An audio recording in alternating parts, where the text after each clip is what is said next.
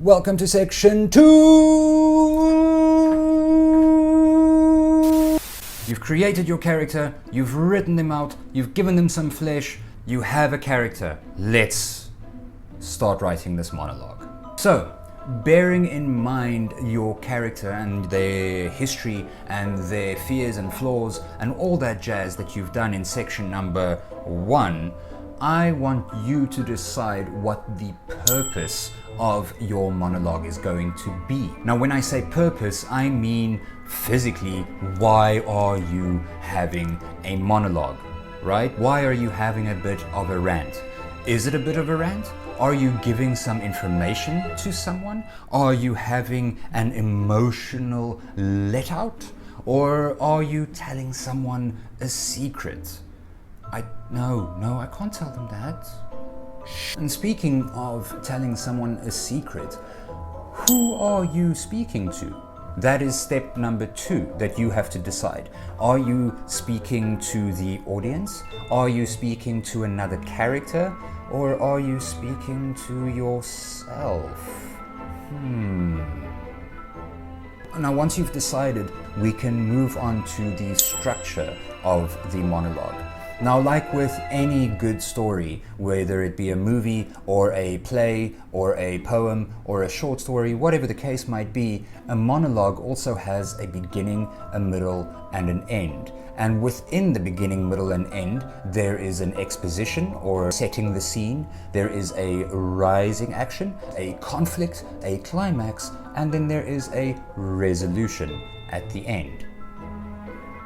But let's stick with just beginning, middle, and end for now. In the beginning, there should be some sort of exposition, setting the scene, introducing the audience to your character, to where your character is, etc. The middle should be where your character has some sort of conflict, whether it's an inner conflict, whether it's a conflict with another character, or whatever the case might be. But that is where the juicy bits come in. The ending is where you come to some sort of realization or an epiphany. But we'll get back to that in just a moment. And speaking about beginning, middle, and end, let's go back to the very beginning, a very good place to start. How do you start your monologue? What is the very first line going to say? Whatever it is, it has to be interesting. It has to hook your audience, like a fish hook going like this. Oh. We've seen so many stories start with once upon a time, or there I was, or one late Sunday afternoon. No. We need to find some interesting way to get your audience hooked right from the very get-go. How about you start with, today I stepped on a toad, or the skeletons in my closet are on fire. Once you have your hook line, your very interesting line, you want to set the scene. And how you're going to do that is you're going to allow your character to reflect a little bit on the past and on the present. And while you're at it, be descriptive. The audience can't see what your character sees.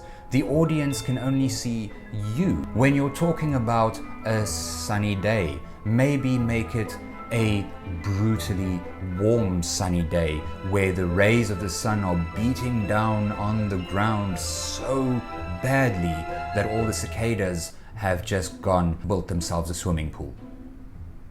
Let's move on to our middle-ish part. You should allow your character to have a moment of discovery.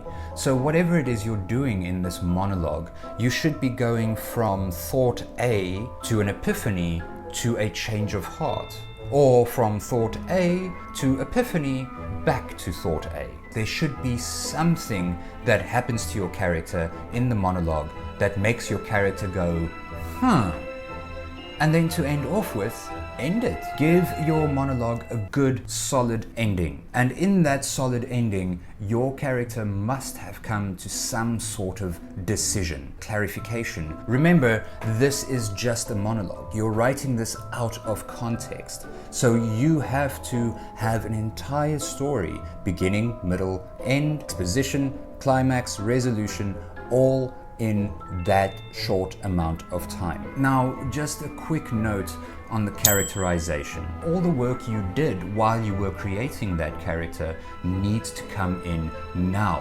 when you want to perform this monologue. So remember when I said write all that history for your character, give them fears, give them something they love? Use that information. Put it into your monologue. Find places where you can make reference to it, because that way your character has something to react towards. And that's it. We have created a character, you have written a monologue, or will hopefully soon, and when you're done with that, I want you to send it to me. I want you to send me that monologue of yours. I will perform it and record it, and I will send it back to you. Better yet, you can perform it yourself. I think that would be an amazing way to end off this little section of lessons. I can give you a few pointers if you'd like via email. Again, thank you guys very much for joining me. I hope you enjoyed that, and I hope to see you guys next time. Okay, see you later.